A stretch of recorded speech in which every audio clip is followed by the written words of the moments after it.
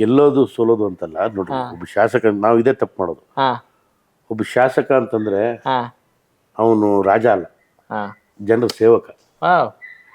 ನಮ್ಮನ್ನ 5 ವರ್ಷ ನಮ್ಮನ್ನ ಕೆಲಸಕ್ಕೆ ಇಟ್ಕೊಂಡಿದ್ದಾರೆ ಜನ. ಆದ್ರೂ ಸೇವಕರು ರಾಜಕೀಯದಲ್ಲಿ ಕೆಲಸ ಮಾಡ್ತಾರೆ ಅಲ್ರಿ ಸರ್? ಅದು ರಾಜಕೀಯ ಎಲ್ಲ ರಂಗದಲ್ಲೂ ಬಂದ್ಬಿಟ್ಟಿದೆ ಇವತ್ತು. ಆದ್ರೆ ಮೂಲ ಉದ್ದೇಶ we are an employee of are people.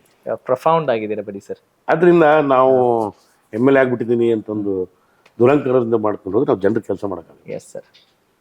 ಅದರಿಂದ ಎಲ್ಲ ರಾಜಕಾರಣಿಗಳು ಗ್ರೌಂಡೆಡ್ ಆಗಿರ್ಬೇಕು ಅನ್ನೋದು ನನ್ನ ವಿಚಾರ. ಹೆಂಗೆ ನಿಮ್ ಎಷ್ಟು ಜನ MLA ಸ್ನೇಹಿತರು ಈ ತರ ಗ್ರೌಂಡೆಡ್ ಇದಾರ ಅಂತ ಹೇಳ್ತೀರಿ? ಪ್ರಾಮಾಣಿಕವಾಗಿ ಹೇಳ್ರಿ. ಹೆಂಗ್ ಬಹಳ ಅಗದಿ ನೀವು ಓಪನ್ ಆಗಿ ಮಾತಾಡಕ್ ಕುಂತೀರಿ, ಮಾತಾಡ್ಬಿಟ್ರಿ ಸರ್. ಇದಾರೆ ಸಾಕಷ್ಟು ಜನ ಇದ್ದಾರೆ, ಇಲ್ಲ ಅಂತ ನಾನು ಹೇಳೋದಿಲ್ಲ. ಆದ್ರೆ ಕೆಲವೊಬ್ಬರಿಗೆ ಇರ್ತದೆ ಏನು ಒಂದು ಏರ್ ಬರುತ್ತೆ MLA ಆದ ತಕ್ಷಣ. ಯಾಕಂದ್ರೆ ನಿಮ್ಗೆ IAS ಅಧಿಕಾರಿಗಳು ಬಂದು ನಿಮ್ಗೆ ಸರ್ ಅಂತ ಮಾತಾಡ್ಸೋದು, ತಹಶೀಲ್ದಾರ್ ಬಂದು ಸರ್ ಅಂತ ಮಾತಾಡ್ಸೋದು, SP ಬಂದು ಸರ್ ಅಂತ ಮಾತಾಡ್ಸೋದಾಗ ಅದನ್ನ ಸ್ವಲ್ಪ ರಿಯಾಲಿಟಿನ ಅರ್ಥ ಮಾಡ್ಕೊಳ್ಳೋಕ್ಕೆ ಸ್ವಲ್ಪ ಟೈಮ್ ಬೇಕಾಗುತ್ತೆ ಎಲ್ಲರಿಗೂ. ನಾನು ರಾಜಕೀಯ ಮಂತ್ರಿಯಿಂದ ಬಂದಿರೋದ್ರಿಂದ ಇದು ಸ್ವಲ್ಪ ಮೊದಲಿಂದ ನನ್ನ ಕರಗತೆ ಆಗಿರೋದು. ಈಗ ಹೊಸದಾಗಿ ಆದಾಗ ಅವ್ರು ಸ್ವಲ್ಪ ನೀವು ಬಡವ್ರ ಜೊತೆ ಬೆರೆತಿರೋದು ಅಥವಾ ಒಕ್ಕಲ್ತನ ಮಾಡಿರೋದು, ಜೊತೆಗೆ ಇಲ್ಲಿ ತಂದೆಯವರು ಒಡನಾಟ, ಇವೆಲ್ಲವೂ ಸೇರಿ ಒಂದು ಒಳ್ಳೆಯ ವ್ಯಕ್ತಿತ್ವ ರೂಪುಗೊಳ್ಳಿಕ್ಕೆ ಸಾಧ್ಯ ಆಗಿದೆ ಅಂತ ಅನ್ಕೊಳ್ಬೋದ ನಾವು? ಅನುಭವ, ಪ್ರಾಕ್ಟಿಕಲ್ ಲರ್ನಿಂಗ್. ಆಮೇಲೆ ನನ್ನ ಬಿಸ್ನೆಸ್ ಅಲ್ಲಿ ಸಾಕಷ್ಟು ಕಷ್ಟಗಳು, ಏಳು ಬೀಳುಗಳು ಬಂದಾಗ ಹೌದ್ರಿ ಇವೆಲ್ಲ ಪಾಠ. ಬಹಳ ಕಷ್ಟ ಅನುಭವಿಸಿರಿ ಸರ್ ಬಿಸ್ನೆಸ್ ವಿಚಾರದಲ್ಲಿ? ಹೇಳಿದ್ರಿ ಮೋಡ ಬಿತ್ತನೆ ಅವಾಗ. ಅಲ್ಲ ಈಗ ಅಂದ್ರೆ ಘಾಸಿ ಆಗುವಂತ ಕ್ಷಣಗಳಿದ್ವಾ? ಬೇಕಾದಷ್ಟು.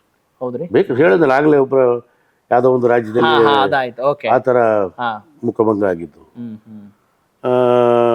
ಇದು ತಂತ್ರಜ್ಞಾನ ಅಷ್ಟು ಉಪಯೋಗ ಅಂತ ಗೊತ್ತಿದ್ರು ಇನ್ನೂ ಅವೇರ್ನೆಸ್ ನಮ್ಮ ದೇಶದಲ್ಲಿ ಬರದೇ ಇರೋದು. ಯಾಕಂದ್ರೆ ನನ್ನ ಬಿಸ್ನೆಸ್ ಅದು. ರೈತರ ಪ್ರಾಬ್ಲಮ್ ಸಾಲ್ವ್ ಮಾಡ್ತೀನಿ ಅಂತಂದ್ರೆ ನಾನು ಫ್ರೀಯಾಗಿ ಮಾಡೋಕ್ಕಾಗೋದಿಲ್ಲ. ನಾನು ನನ್ನ ಜಿಲ್ಲೆಗೆ ಫ್ರೀಯಾಗಿ ಮೋಡ ಬಿತ್ತನೆ ಮಾಡ್ಬೋದು, ನನ್ನ ಶಕ್ತಿ ಅಷ್ಟು ಶಕ್ತಿ ಕೊಟ್ಟಾನ ದೇವರು. ಅದು ಇಡೀ ರಾಜ್ಯಕ್ಕೆ ಮಾಡೋಕ್ಕಾಗಲ್ಲ. ನನ್ನ ಎಂಪ್ಲಾಯೀಸಿಗೆ ನಾನು ಸ್ಯಾಲ್ರಿ ಕೊಡಬೇಕು, ನಮ್ಮ ಪೈಲಟ್ ಸ್ಯಾಲ್ರಿ ಕೊಡಬೇಕು, ವಿಜ್ಞಾನಿಗಳಿಗೆ ಸ್ಯಾಲ್ರಿ ಕೊಡಬೇಕು, ಮೆಟ್ರಾಲಜಿಸ್ಟ್ ಸ್ಯಾಲ್ರಿ ಕೊಡಬೇಕು ಅಂತಂದರೆ ಅದು ಸಾಮಾನ್ಯದ ಮಾತಲ್ಲ.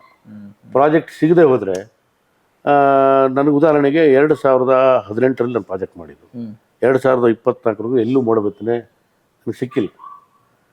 ಈ ಮೋಡ ಬಿತ್ತನೆ ಬಳಸ್ತಕ್ಕಂಥ ವಿಮಾನಗಳು ಭಾಳ ಬಿಳಿ ಆನೆ ಇದ್ದಂಗೆ,